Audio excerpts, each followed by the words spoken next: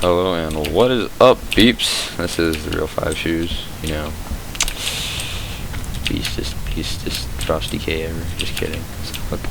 Anyways, I'm gonna be showing you how to play Frosty Ks from my knowledge today. La la la. Okay, first off, talents. This is the jive that is most important.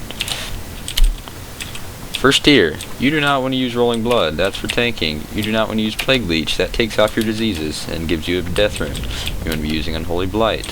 What this does is applies physical vulnerability, Frost Fever, and Blood Plague to anyone around you. It is amazing. You want that one. Second off, this is honestly an opinion thing. It depends how you play. I use Lichborn. I think that you should use Lichborn too. If you macro it in with Death Coil, like I've done right here. I can't type, I'm retarded. Okay. You see, cast Lichborn. You need 42 runic power to cast a Death Coil. It targets myself, and then casts a Death Coil on me. This allows me to heal when needed. If I get full runic power and I'm low health, I can heal twice, and before Lichborn goes away, I can usually get off 1 or 2 more heals. That's full health. And if it crits, it's half your health. Okay, next talent. This is honestly, it depends how you play. Chillblains allows you to, if they have Frost Fever on them, it'll reduce their movement speed by 50%. And you can pretty much have Frost Fever on them at all times with Frost. Death Advance, it makes you passively move 10% faster, and you may not reduce your movement speed below 70%. When activated, you gain 30% more, and you cannot be slowed below 100% of your normal movement speed. This is amazing utility for getting to people you want to, if they're classes that slow you like crazy or something. But the way I play, and the way I'm getting ready for Arena, I'm using Asphyxiate. Asphyxiate replaces Strangulate. Strangulate is a silence. Of course, if you're watching this, you probably know that. But what you want to be doing is not silencing them. They can still move. And if you're in an arena, you can coordinate this with your team partners, yeah, to keep them stun locked. And that is a kill. If you can keep the healer stun locked, not able to heal their partner. If they trinket your partner CC, have this focus right here. It'll focus Asphyxiate whomever I have, you know, focus, of course. And profit. Fourth tier. Okay. Death Siphon. I mean, just kidding. Conversion. I thought before playing 5.0.4 that this would be the best thing. Not at all. This costs 10 runic power every second just for 3% of your health.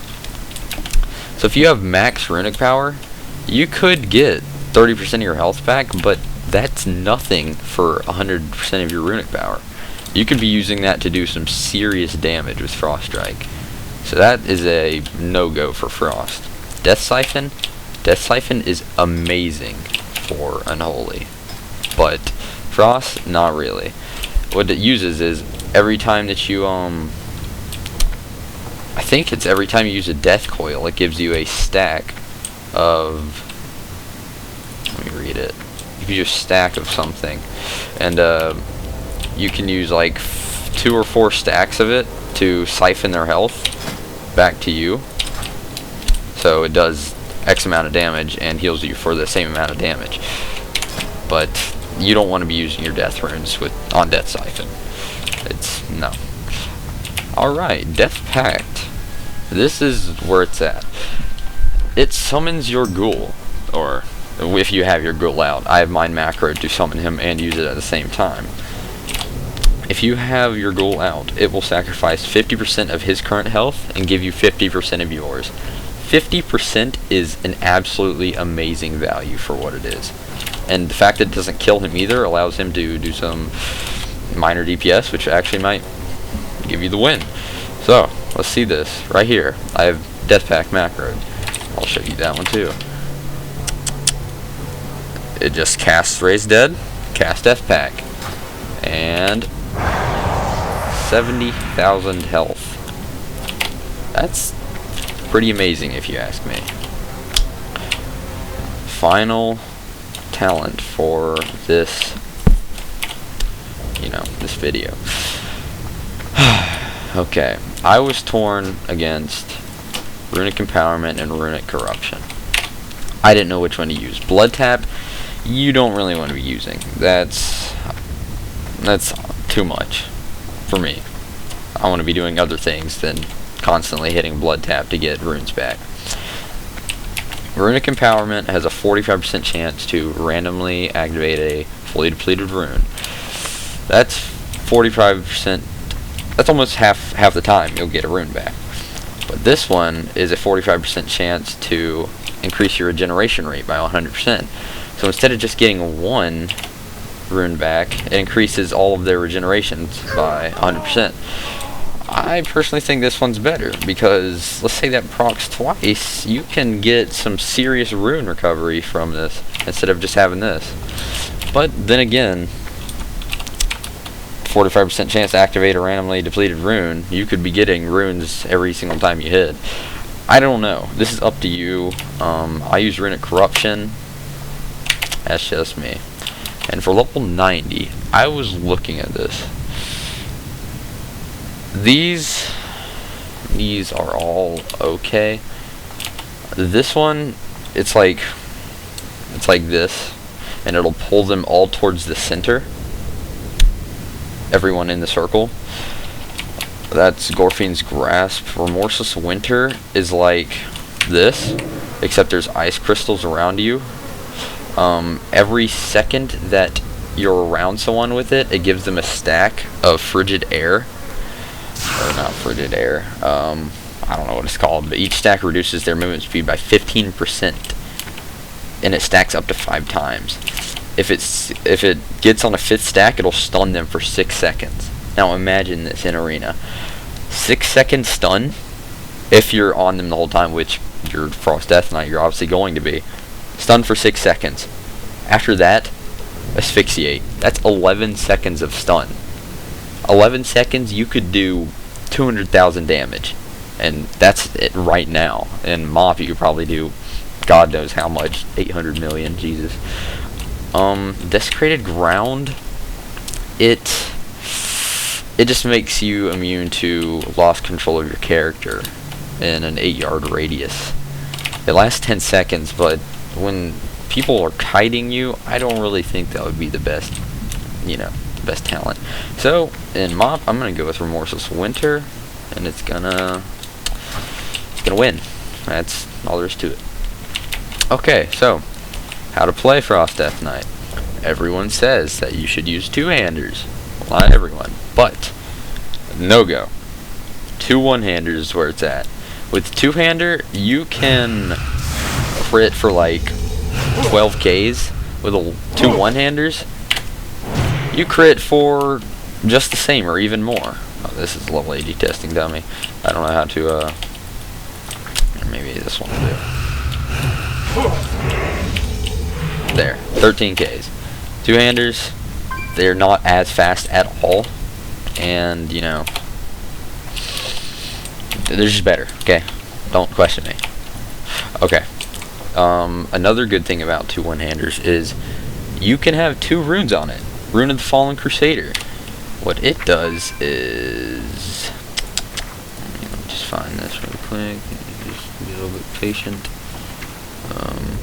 I've probably already passed it because I am kind of derpy. Okay, maybe it's in Frost. Yeah, Rune Force. Rune of the Fallen Crusader.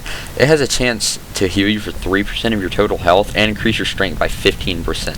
This mixed with your, this is my damage macro that activates my trinket, activates the Frost Pillar, all that stuff.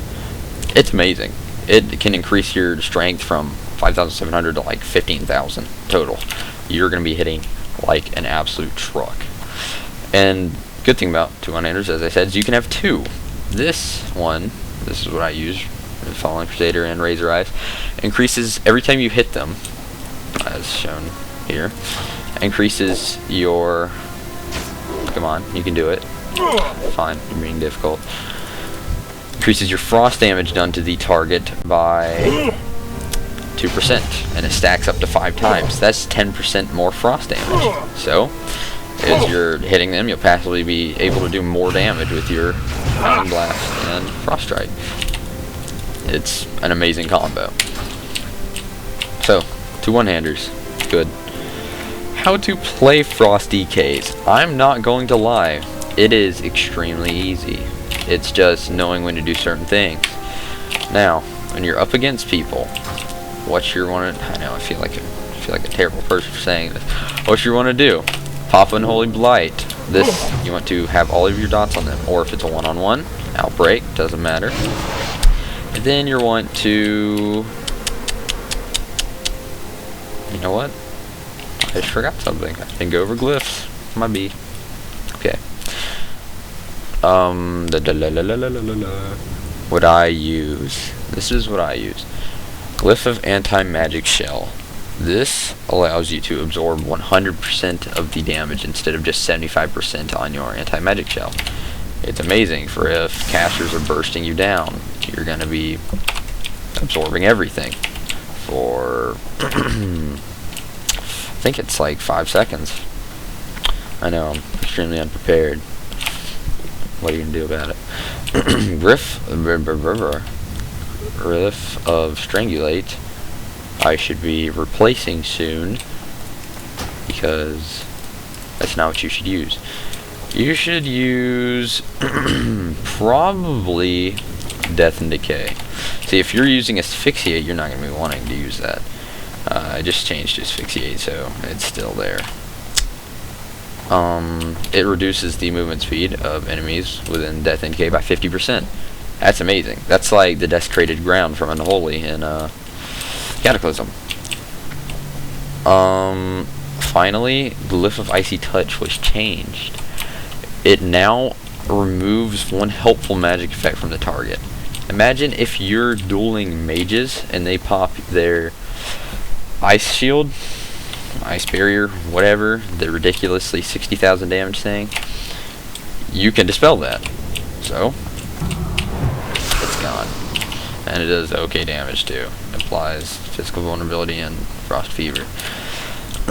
Secondary talents, they don't really matter that much. Let's be real here. But Foul Menagerie is pretty awesome looking. Look at this. You can have an assortment of ghouls to aid you in your murderous conquest. Yeah. Too bad you can't use it in arena. OP, I know. Secondly, this one actually helps you. When your Death Grip ability fails because their target's immune, it'll automatically reset. So, I can't use it now, but Death Grip, yeah, you just heard the thing. And once again, this is just an aesthetic thing, but if you summon your ghoul, he is a Geist instead of a ghoul, like this. He's all beast and hunter-like from Left 4 Dead. Alright, done with glyphs. I swear, I'm doing this in order. Not. Next off, how to do them. Their rotation. This is what I do. I don't know how other people teach you, but if you've watched my last video, I think I do a fairly amazing job. First off, as I said before I got rudely interrupted by my own retard stupidity, you want to apply your dots to them. This will make everything better. You see how much damage they do. It's a pretty crazy amount of damage just for that. After they have your dots on them, you want to use Howling Blast. You can use 4 Howling Blasts, and just look at the amount of damage it does. 11 to 14k each. What was that noise? That scared me. Anyways, each one gives you, I think, 10 runic power. So, look how much damage that does. It's absolutely ridiculous. And on a level 80, on a, okay, let's see if I can hit this. Nope, missing. Still missing. Still missing. Aha, that's how much damage you'll be doing to actual people. About 11.5k, around that range. So, you do not want to be at max runic power. That is just a waste. What you want to do is when it gets to high amount, shave it off. But you never want to be at 0 because you need to be able to heal with Lich Bane when you need to. So, Outbreak. I can't cast that. Unholy. When you're killing machine procs, the 100% critical strike chance on your next Obliterate and Frost Strike. That is amazing. Every single time it procs, you're going to be using it. As you can see. Styling Blast. Procs. That's 23k. Proc again. Another 22k. It's ridiculous. As you can see how many times it procs. With 2 one-handers, it procs a lot more often than with a 2-hander because your haste and your attack speed allows it to do so. Next, when you run out of runes with your burst, I do not activate my stuff first. So you're using everything, blah blah blah. You're needing the damage. You're out of runes and you're out of runic power. What I do is I pop Empower Runic Weapon, gives me all my runes back, block the damage macro, and watch the numbers. It is absolutely ridiculous. You see this, 26k, 26k, 35k. Yeah, it's ridiculous. I can see a nerf in the future, but for now, be happy with owning noobs. Alright, I have my, as you can see, I have my Pillar of Frost and my Cataclysmic Gladiator's Badge of Victory. Put on my damage macro. This increases your damage by crazy amounts, as you just saw. I'm actually not even sure if Pillar of Frost is still in the game. I know. On my shield macro, when you want to be using when they burst, activates Icebound Fortitude. That's immune to stun effects. That is ridiculously,